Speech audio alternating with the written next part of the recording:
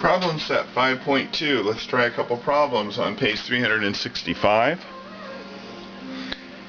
I won't do a whole lot just because not a lot of scary stuff going on here. Let's start out with number 10.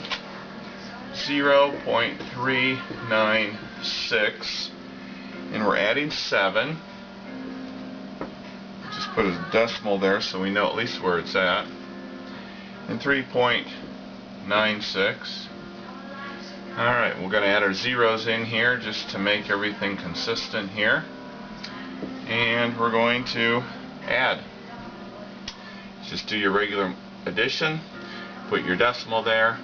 So 15, carry the 1, 4, 13, 1, 10, 11. And that's all there is to the addition of decimals. Let's try a few subtractions. Let's do something along the line of 24. 9.87. And we're going to subtract 1.04. We don't have to add any zeros to the end because everything's already lined up. 7 minus 4 is 3. 8 minus 0 is 8. 9 minus 1 is 8. Okay, so basically pretty simple there. And then we run into some that have a few zeros. Like number 30 is 48. Let's go ahead and just put a decimal there so we know what we need to line up. And then we've got 0.075. Alright, so for this one we're subtracting. So let's add our zeros here. And we just do our regular subtracting as if this were 48,000 minus 75. 10 minus 5 is 5. Bring over the, or carry the 1, or borrow, and we get 9 minus 7 is 2. And then this is 9.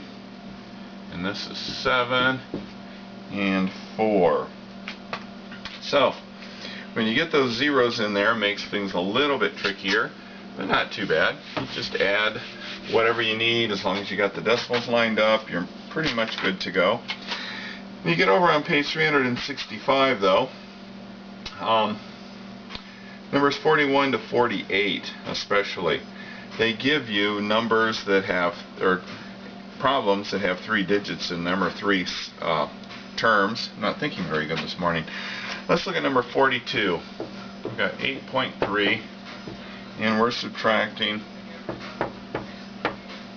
1.2, and then we're going to add 3.4. So we're going to do what's in the parentheses first.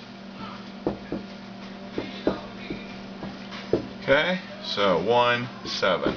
So 7.1 is the answer for that. So now we have 7.1 plus 3.4. So we go ahead and line those up. And we get 10.5 for an answer. So that's pretty much it as far as problem set 5.2, giving you some practice problems to do. If you look in the story problems at all, same kind of things, only they're putting words to everything. For example, if you look at number 57 on page 367, it says perimeter of a stamp. So that's the distance around, add up all the sides. The stamp shows the Mexican artist Frida Kahlo, or however you pronounce that name. The stamp was issued in 2001 as the first U.S. stamp to honor a Hispanic woman. The image area of the stamp has a width of 0.84. So if I were to draw that stamp, I've got 0.84 as far as the width is concerned.